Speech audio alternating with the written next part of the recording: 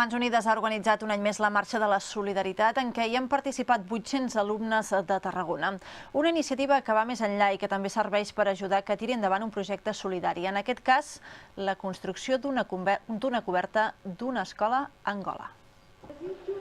L'Auditori del Camp de Mart ha estat el punt de sortida d'una nova edició de la Marxa de la Solidaritat, que hi participen alumnes dels instituts de Tarragona.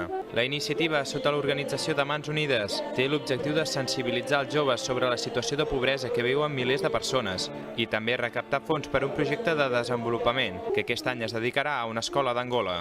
Aquest projecte enguany està destinat a poder cobrir un pati d'una escola de Suame, que està ubicat al litoral d'Angola, on els nois que assisteixen a aquesta escola acostumen a ser nois refugiats de l'interior del país i són de famílies humils, amb un nivell econòmic baix i que, diguéssim, aquesta escola es veu una mica desbordada de la quantitat de jovent que li arriba. L'acte ha començat amb la lectura de manifestos per part de les escoles per tal de reivindicar valors com el compromís i la responsabilitat social.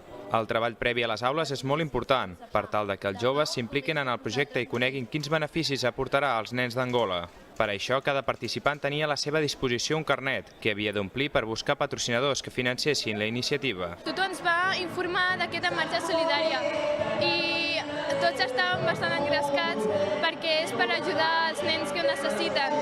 I ens va donar la targeta i ens va dir, com més patrocinadors tingueu, millor. Nosaltres teníem un carnet, llavors nosaltres buscàvem patrocinadors a les famílies o anàvem pel carrer buscant patrocinadors i explicant el projecte i llavors aquella gent te donava diners, uns diners per cada quilòmetre que feia. La marxa, que ha durat tot el matí, ha dut els alumnes fins a Llorito i s'ha acabat a la plaça La Font, on han llegit el manifest final.